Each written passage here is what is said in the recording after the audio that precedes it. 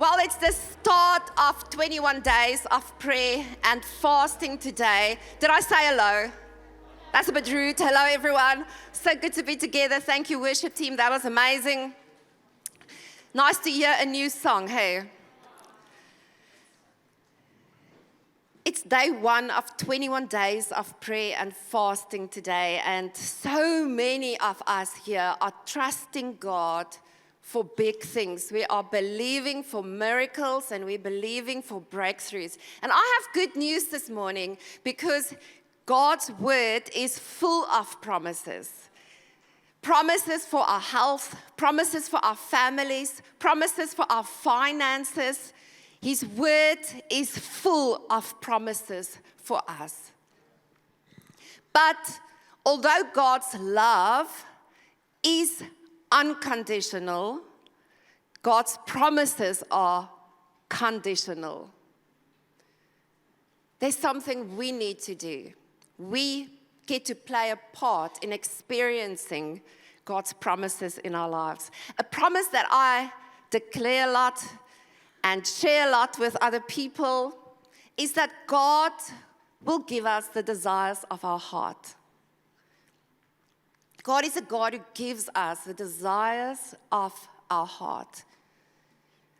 Psalms 37 verse 4 says, "Delight yourself in the Lord, and He will give you the desires of your heart." This is a good verse to memorize. And we tend to focus on the second part of the verse, hey, on what we actually get. But we need to delight ourselves in the Lord. Then He will give us the desires of our heart. God doesn't just give us everything we want because He knows what's best for us. The things of this world, pretty dresses, fancy cars, it will never satisfy us. So God knows what's best for us. So He's not just going to give us anything we ask for. So we need to understand this verse. Otherwise, we are going to be disappointed. And we are going to feel, but God did not answer my prayer. When Nathan, our youngest son, was little, he loved cookies. In fact, his first word was, ooh-ee. Not mama or dada. Ooh-ee. Ooh-ee. He just wanted cookies. But of course, I didn't just give him cookies all the time because as his mother, I knew it's not the best thing for him. He needed some nutrition as well. I remember once I left our two small boys with my dad, and I said to him, whatever you do, do not give them cookies because it's dinner time in an hour's time. And when I come back and they have had cookies, they won't eat their nutritious meals. And my dad said, got you. When I came back an hour later, Nathan was eating cookies. And I said to my dad, but I asked you so nicely. That's all I asked. Please don't give them cookies. I remember my dad saying, your children begged me and asked me for cookies. So what was I supposed to do? But you know, Nathan has matured. He doesn't only eat cookies anymore or want cookie anymore. He actually eats meat. He drinks orange juice. He now understands, as he matured, that he needs certain vitamins if he wants to be healthy, and vegetables, spinach, like Popeye, if he wants to have muscles. But it's the same with us. As we grow in God, He shapes our desires. We no longer just want things that we think we need, but we start to long for the things of God. Sunday was amazing. Who was here last Sunday? Part one of our series on the book of Psalms. Remember, you can always catch up online if you missed the message. It was so good. And Paul shared from Psalm 1, which is also today's passage, Psalm 1, about how when a person delights in the word of the Lord, that they are like trees planted by streams of water, and whatever they do prospers. Let's read it together again. Psalms 1 verse 1, "Oh, the joys of those who do not follow the advice of the wicked, or stand around with sinners, or join in with mockers. But they delight in the law of the Lord, meditating on it day and night. They are like trees planted along the riverbank, bearing fruit each season. Their leaves never wither, and they prosper in all they do." Again here, we can so easily focus on the last part, hey? That everything we do will prosper. And that is amazing. But we need to delight in the word of God for God to answer that prayer and give us that promise that everything we do will prosper. So when Paul shared last Sunday about how we prosper in all we do when we delight in the word of God, I thought about Psalm 37 verse 4, which is one of my favorite verses. And it's actually so similar. Both these verses teach us the same principle, that living a blessed life is not a result of pursuing the blessings. Living a blessed life is the result of pursuing God. And as we go into this 21 days of prayer and fasting, let's make sure our desire is for more of God. Our desire is to know Him more. You know, as we delight ourselves in the Lord, God is quite sneaky, or should I say wise. But when we delight ourselves in Him, He gives us a new heart. He changes our hearts. He changes our desires. He puts desires in our hearts. Then we think it's our desires. Then we pray for those desires, and then God gives it to us. But actually, it was His desires that He placed inside of us because we delighted in Him, and then we get those things. But that is how God works. And as we seek Him, we need to make sure that it's His desires that we are trusting Him for.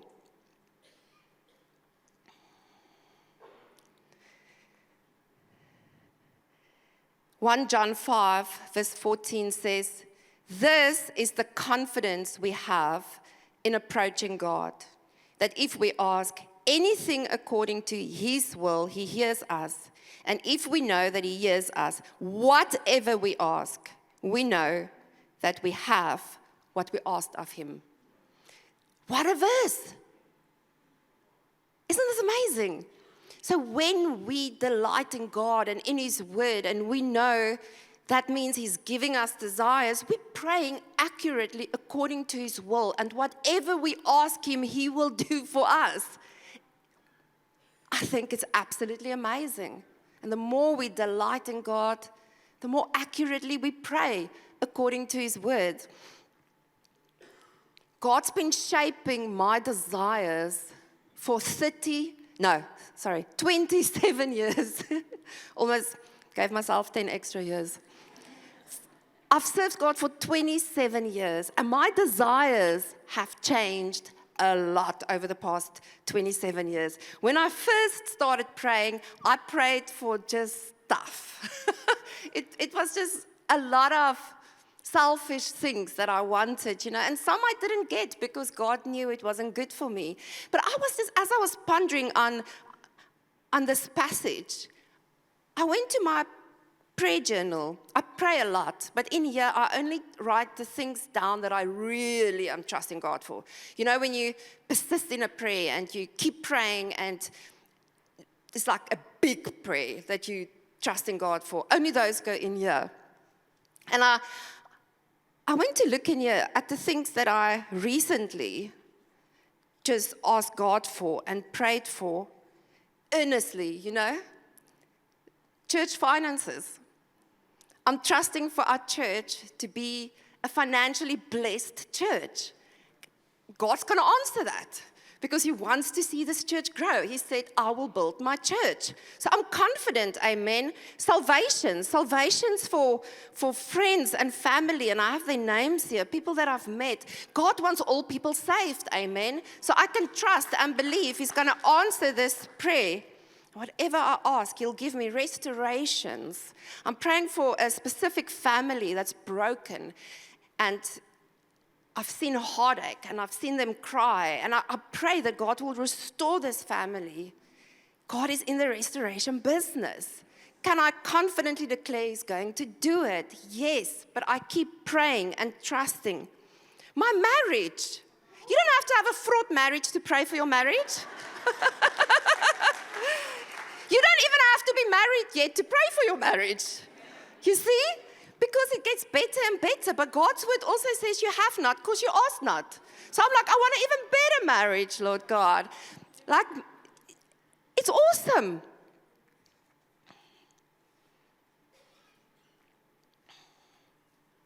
My son's spouses. Hello. Wherever they are. Wherever they are. But this is what's in my prayer journal. Very little can I get that dress or, every now and then there comes another. And by the way, Lord, if, God is a God who blesses us. And we can ask Him for anything. So there's absolutely nothing wrong to ask Him for a car or to ask Him for, I don't know, Dylan, what are you trusting God for? A lot. New shoes, all these things.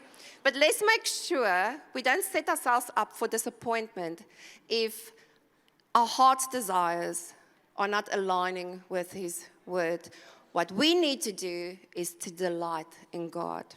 The Hebrew word for delight is to enjoy deeply. Do we have that point? There we go. Anach. It's a bit easier for Afrikaans people to speak Hebrew. To delight in someone means to enjoy them deeply. And when I think of delight, I remember when our sons were babies, that I delight in them. I could not get enough of my children. I thought I was obsessed, but now I know I just really delighted in them. But they were the cutest babies. My whole world just, I didn't care if the whole world fell apart. I still put my marriage number one, but I always remind myself, marriage first, then the children. So don't worry, everyone. There were moments where I'm like, oh yeah, where's Paul? But excuse me, I loved these little babies. And then when they fell asleep, I would just go look at their photos and edit their photos and go stand and wait till they wake up. But I really loved these little guys, and I delighted in them. And when we really enjoy someone and delight in them, we want to spend time with them, and we want to get to know them better. We want to listen to them and what they're saying so that we can please them.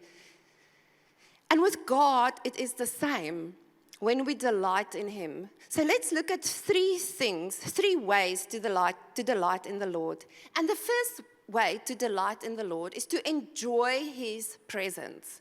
What we're doing here now, this is awesome, right? We're enjoying the presence of God. When we're in nature, we can enjoy His presence.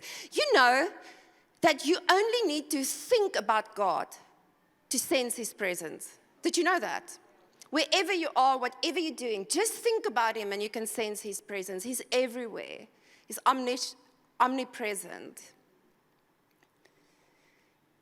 Jesus died for us so that we could have a relationship with God. That's how serious He is about us spending time with Him. When Jesus died, the veil was torn and He made it possible for us to have access to God. God wants to spend time with us. Prayer is so powerful.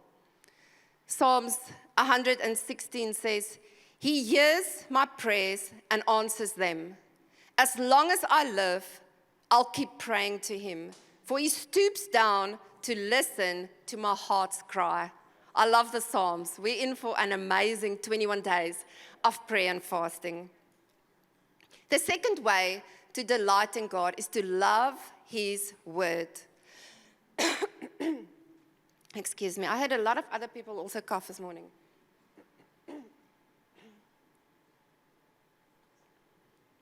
Allergies? We ask God to take those away. When we love God's word, we delight in him. And the more we love God's word, the more we get to know God. And that's our heart's desire, right? To know him more. There are so many reasons to love the word of God. This is what David says in the Psalms 19 verse 7. The law of the Lord is perfect, refreshing the soul.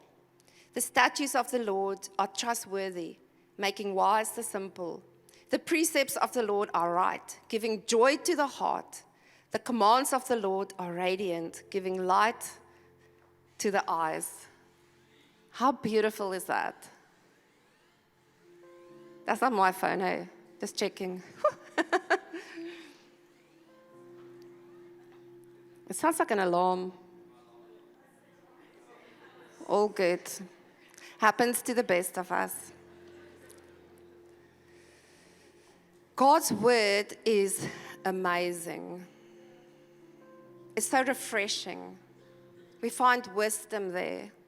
It's true. Do you love the word of God? But let's make sure the next 21 days of prayer and fasting, even if we love the word of God so much, we fall more in love with the word of God. What a gift it is to us. His word is alive and it's active. The third way that we delight in the Lord is to obey him.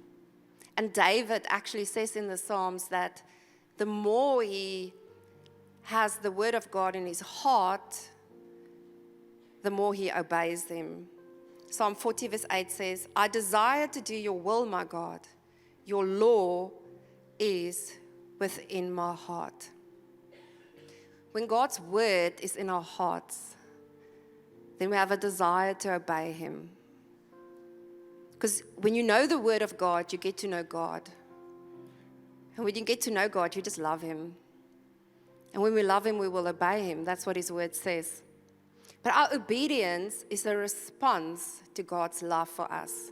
As we get to know God in his word, we understand what he has done for us. I was lost. I was a slave to sin.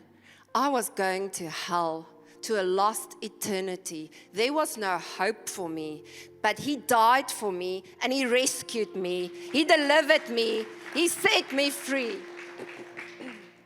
And who the Son sets free is free indeed. It's our response to this love story. We obey him because we know he paid a price for me. I don't belong to myself. I don't get to decide. He does, because I'm his. And he knows what's best for me. So I surrender all to him. So as we go into this 21 days of prayer and fasting, as we start today, let's spend time with God. And throughout the day, think of him, and you'll sense his presence immediately. Thank him throughout the day for his goodness. There's always something to thank God for. If you can't think of anything, thank him that he saved you, and fix your eyes on eternity. He's the God of our salvation. Spend time in his word. If you can, read a bit more than just the one passage. Read the the extra reading as well. And obey God. Step out and trust him and do what he's asking you to do. So what we're going to do now is we're going to go into a time of communion. And that's a time of just delighting in God. So I'm going to ask that you stand.